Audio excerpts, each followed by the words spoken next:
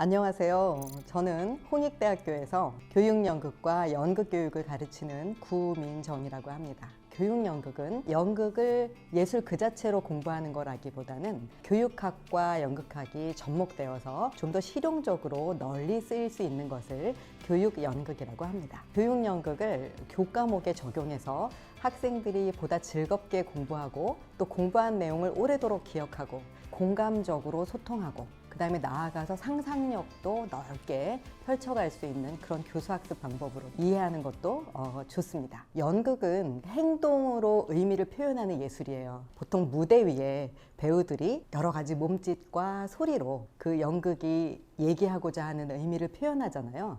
그런데 교육연극의 무대는 교실이에요. 교실에서 누구나 어떤 역할을 입고 연기를 하면서 그 해당 학습 주제에 대해서 아주 역동적으로 공부를 할 수 있게 되는 것이죠. 그래서 그 사람의 입장에 대해서 보다 깊이 아주 잘 느낄 수 있게 되는 것이죠. 따라서 교육연극은 교육적으로 매우 유용한 그런 학문이라고 얘기할 수 있겠습니다. 오늘은 특별히 청년과 중장년 모두에게 고전 희곡을 경험적으로 읽는 것에 대해서 소개하려고 합니다. 과정 드라마를 통해서 경험적으로 읽고 성찰적으로 읽는 방식이 어떨까 하고 소개시켜 드리려고 하는데요. 과정 드라마는 교육연극의 한 갈래이고요. 참여하는 사람들은 대본 없이 주어지는 질문과 그 플롯에 따라서 즉흥극을 하면서 상호작용을 하게 돼요. 그러면서 보다 깊이 그 주제와 텍스트에 대해서 이해를 할 수 있게 됩니다. 과정 드라마의 특별한 의미는 어떤 사람의 입장에 몰입을 하는 순간에는 그 사람의 입장을 충분히 이해하지만 역할을 벗고 나서 그 사람을 조금 더 객관적으로 거리를 두고 보게 된다면 이성적인 성찰이 가능하겠죠. 그래서 교육연극은 몰입과 거리두기를 반복적으로 행하는 가운데 흔히 이것을 메타시스 혹은 메타인지라는 말로 표현하기도 하는데 여러분과 함께 이곳에서 햄릿을 과정 드라마로 같이 경험하고 싶습니다. 혼자 있는 공간에서 제 질문에 따라서 한번 몸을 움직여 보시면 어떨까요? 자, 여러분, 햄릿을 읽어보지 않은 사람도 죽느냐 사느냐 그것이 문제로다 라는 그 대사는 누구나 알고 있을 것 같아요. 도대체 어떤 의미에서 죽는 것과 사는 것을 고민했을까요? 햄릿은 자기 아버지를 삼촌이 죽이고 왕이 되었기 때문에 복수를 하려고 하죠. 복수를 하다 실패하면 죽을까 봐 죽느냐 사느냐를 고민했을까요? 그건 아닐 것 같아요. 실제로는 존재하느냐 존재하지 않느냐 혹은 어떻게 잘 살 것인가, 그렇지 못할 것인가 이것에 대한 본질적인 고민이라고도 할 수 있어요.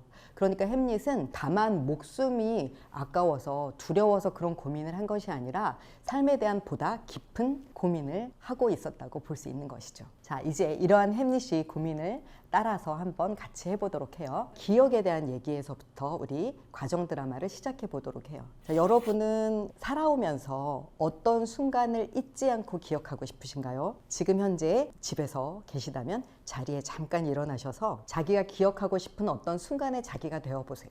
그리고 앞으로 뒤로 주위를 한 몇 걸음씩 걸어보시면서 그 상황에 처한 자기 자신을 상상해 보세요. 그리고 제가 하나, 둘, 셋, 찰칵 하면 그 상태로 멈춰주세요. 하나, 둘, 셋, 찰칵. 멈추셨나요? 그리고 잠깐 그 기분을 느껴보세요. 누구나 인생을 살면서 기억하고 싶은 그런 장면이 있잖아요. 그것으로부터 과정 드라마는 시작합니다. 자, 이제 자리에 앉아주세요. 그리고 여러분은 모두 햄릿이 되어서 제가 질문을 할 건데 그 질문에 응하는 인터뷰 장면을 한번 상상해 주세요. 제가 질문하겠습니다. 햄릿이 당신은 얼마 전까지 비텐부르크 대학에서 공부를 하고 계셨죠? 그러다가 아버지 서거 소식을 듣고 지금 고국인 덴마크로 돌아오신 거예요. 그런데 듣자 하니 어저께 밤에 아버지 유령을 만나셨다는데요. 굉장히 당황하셨을 것 같아요. 그 심정을 저한테 얘기해 주실 수 있겠어요? 실제로 지난 12월에 저희 대학생들과 대학원생들을 대상으로 To be or not to be 라고 하는 주제로 학생들을 모집해서 고전 희곡 과정 드라마를 동계 워크숍으로 했었어요. 나눈 이야기 대부분은 뭐냐면 햄릿은 아무에게도 자기 고통을 말할 수 없었다. 햄릿 편이 없었다. 그리고 햄릿은 지금 현재 너무나 혼란스럽고 당황하고 있다. 이제 이 문제를 햄릿은 어떻게 풀어갈 것인가, 이런 식의 정보들을 나누었습니다. 여러분, 이제 햄릿에 대해서 아주 잠깐 얘기를 하자면, 햄릿은 희곡 작품 속에서 책을 들고 있는 것을 많이 발견해요. 햄릿은 책 속에서 과연 무엇을 찾고 있었을까요? 햄릿의 3막 4장에 보면 어머니 거트루트에게 햄릿이 막 이렇게 항변하면서 화를 내는 장면이 있어요. 2개의 초상화가 걸려있는 초상화 앞에서 어머니, 이 초상화와 이 초상화를 보세요. 이 초상화는 너무나 아름답고 고매한 우리 아버지, 당신의 남편 초상화죠. 그런데 이 초상화는 마치 곰팡난 옥수수 자루처럼 사람들을 썩게 만드는 그런 초상화예요. 고매한 인품의 아버지를 어떻게 버리고 삼촌과 결혼을 할 수 있겠습니까? 햄릿은 어머니에게 왜 아버지를 버리고 삼촌한테 재혼을 했느냐, 이걸 묻는 것이 아니라 인격적으로 고매한 참 사람을 잊고 어떻게 곰팡난 옥수수 자루와 같은 삶을 사는 사람을 선택했는가, 그것은 어머니에 대해서 항변하는 것이기도 하지만 사실은 자기 자신의 고민의 내용일 수도 있는 것이죠. 자, 여러분, 참 사람의 삶과 곰팡난 옥수수 자루 같은 사람의 삶은 어떻게 다를까요? 저는 학생들에게 이런 질문을 했어요. 소그룹으로 나누어서 그 중에 한 사람을 강연자로 뽑고 그 강연자에게 참다운 삶과 곰팡난 옥수수 자루와 같은 삶, 그러니까 삶다운 삶과 삶 같지 않은 삶, 이것에 대해서 강의를 준비하세요. 워크숍에 참여한 학생들은 2인 1조로 짝을 이루었어요. 하나는 햄릿, 하나는 호레이쇼. 호레이쇼는 햄릿의 친구죠. 햄릿은 교실에 그대로 있고 호레이쇼는 저를 따라서 교실 밖으로 나오게 했습니다. 그리고 호레이쇼에게 햄릿이 결투를 하게 될 상대인 레어티즈가 그 결투를 할 칼에 독을 묻힐 거란다. 독에 묻은 칼로 결투를 하게 되면 죽을 거 아니에요. 그러니까 어떻게든 햄릿에게 결투에 참여하지 마라, 이렇게 설득을 하라 라는 미션을 주었어요. 호레이쇼들은 햄릿에게 열심히 설득을 했습니다. 어느 정도 설득이 되었다 싶었을 때 그만하고 활동을 멈추게 했어요.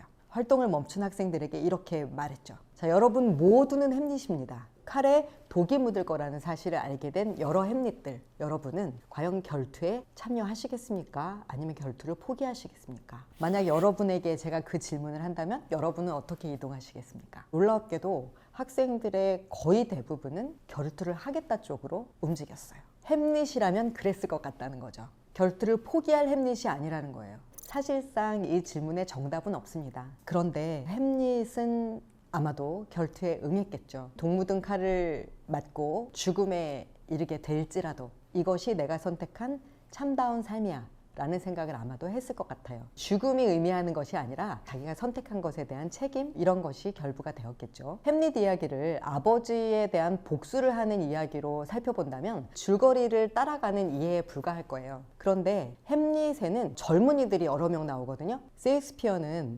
햄릿, 레어티즈, 그리고 포틴브라스라고 하는 젊은이들이 이 극 속에서 어떻게 인생을 대하는가, 이것을 우리에게 알려주기 위해서 햄릿이라는 작품을 썼다고 해도 과언이 아니고, 실은 우리가 과정 드라마를 통해서 그것을 다시 재해석해보는 것이죠. 자, 햄릿 작품 서두에 아버지의 유령이 나를 잊지 마라, 기억해다오, 이렇게 말하잖아요.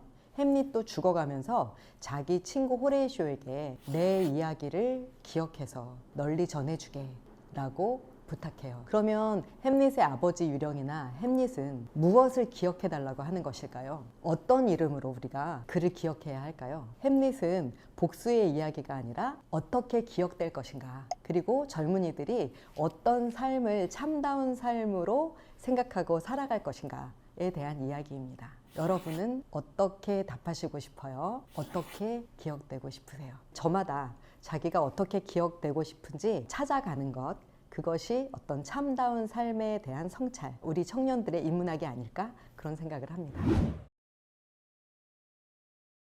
이제 그 중년 혹은 청년을 모두 포괄하는 그 질문을 던지는 이야기, 리어 왕의 이야기로 강연을 마무리할까 합니다. 리어 왕은 어떻게 시작하느냐면 그 딸들에게 권력과 영토를 나눠주는 이야기로 시작이 되죠. 그래서 딸들한테 질문을 하죠. 나를 얼마나 사랑하는지 말을 해라. 너희들의 효심에 비례하여 나의 땅과 권력을 나눠주겠다. 그랬더니 첫째 딸과 둘째 딸은 어때요? 아버지는 세상에서 가장 아름답고 가장 훌륭하고 가장 멋지고 뭐 이런 사람으로 묘사를 합니다. 리어 왕은 자기가 생각하는 자기 모습을 그대로 딸들이 얘기하기 때문에 아주 흡족하죠. 그런데 셋째 딸을 가장 사랑했는데 그 셋째 딸 코딜리어는 뭐라고 대답을 하느냐면 대답할 것이 없습니다. 원서에 보면 nothing이라고 나와요.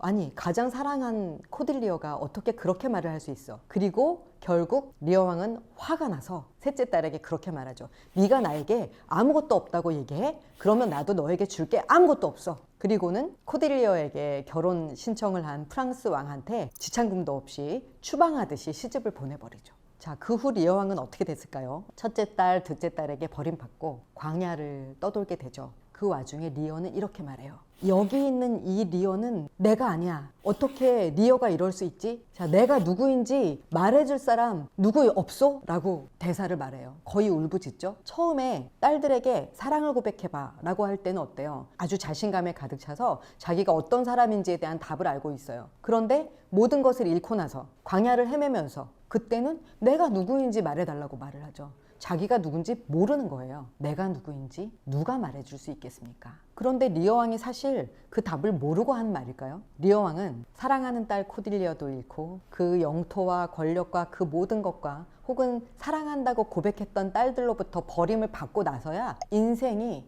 아무것도 아니라는, 아무것도 없는 nothing이라는 것을 알게 된 거예요. 그러니까 코딜리어가 처음에 얘기했던 그 정의가 사실은 인생에 대한 답이었다고 해도 과언이 아닌 거죠. 과정 드라마로 리어 왕을 어떻게 했을까요? 참가한 사람들은 어떤 사람을 하나 소개받아요. 그 사람은 엘씨예요. 엘씨는 누구냐면 성공 가도를 달리던 그런 사람이죠. 그 사람이 은퇴를 하고 해외여행을 떠나게 돼요.